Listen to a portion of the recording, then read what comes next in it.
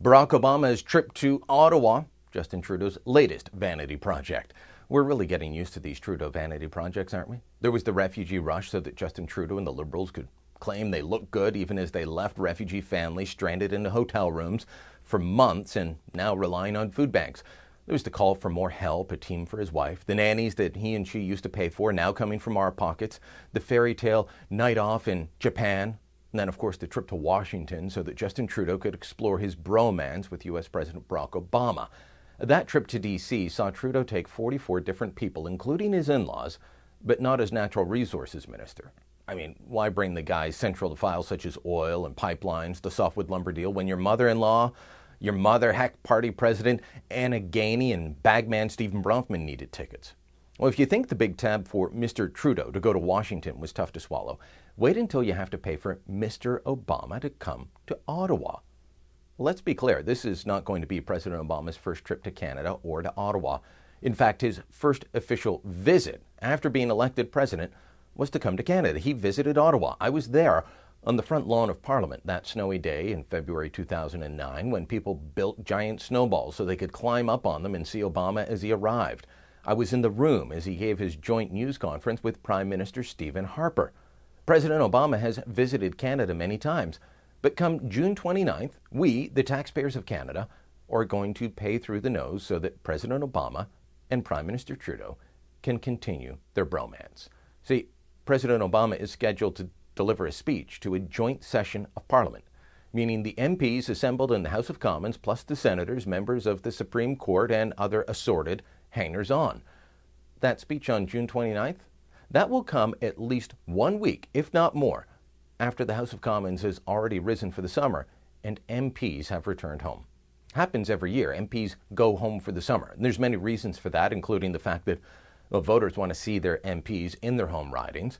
And the House of Commons is a really old building. Chamber doesn't have air conditioning. Trust me when I say it gets too hot and rank in there for them to sit that far into the summer.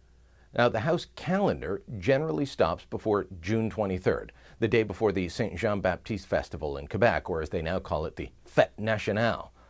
Well, call it what you will, Quebec MPs need to show their faces back home if they want to continue being Quebec MPs. It's a big holiday. So the House of Commons is normally long gone before June 23rd. In fact, I only recall one instance since I started covering the Hill full-time in 2005 when MPs sat past that date. That was back in 2005. I don't think they've done it since. So what does this have to do with Obama and his speech to Parliament? What does any of this matter? Well, Parliament won't be sitting when Obama comes, but he's going to address a joint session of Parliament, meaning MPs will head home to their ridings to see and interact with the voters that sent them to Ottawa, regardless of party. This is what MPs do. But then a week or so later, these same MPs are going to be called back to Ottawa for 1 day to listen to the speech of an outgoing lame duck president. Why? It's all for the Trudeau-Obama bromance to continue. Does Obama need to address Parliament? No. In fact, he's coming for the Three Amigos Summit, which means Canada, the U.S., and Mexico. And while Obama addresses Parliament, Mexican President Enrique Nieto, a.k.a. the Mexican McDreamy, he's going to be sitting on the sidelines watching. He's not addressing Parliament, and he, unlike Obama, has some political life left in him. But really, this is not Obama's problem. This is Trudeau's problem. It was Trudeau that invited Obama to speak to a joint session of Parliament at a time when neither the House nor the Senate was sitting.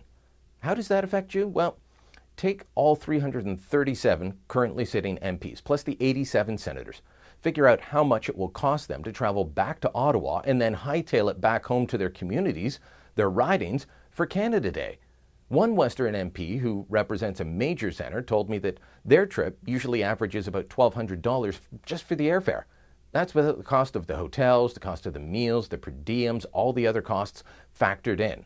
For MPs that are in remote areas, and there's many on the East Coast, the West, and the rural areas, getting back home costs substantially more. Multiply that by all 337 MPs, 87 senators, and it starts to add up. Just to get all the MPs back to Ottawa to hear Obama speak, spend a day in Ottawa, could be more than $500,000 just for the airfare. Then there's the hotel fees, the meal costs, and that's all before the Liberals spend a single dollar of your money on receptions to fet President Obama.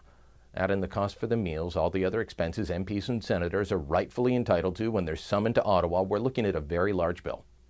A recent story on Australia recalling their parliament for just 2 days put the tally at 1.4 million Australian dollars, or 1.3 million Canadian. Now, some opposition MPs are balking at the cost, especially given that Obama's on his way out. But none want to speak out lest they offend the Americans or is seen as being partisan. Look, foreign leaders visit this country all the time without giving an address to Parliament. Calling all these MPs back to hear a lame duck president speak is not about what's doing good for Canada. It's not about what's doing good for Canada-US relations. It's about Trudeau and his vanity, his bromance with Obama. I'd say the MP should stay away, but that would be bad form. I'd say Trudeau should cancel, but that would insult the Americans. So I'm left saying the only thing I can. It's time for Justin Trudeau to stop having us pay for his vanity projects. Thanks for watching. Click here to never miss a Rebel update. Want even more of the Rebel? Well, click here to become a premium member.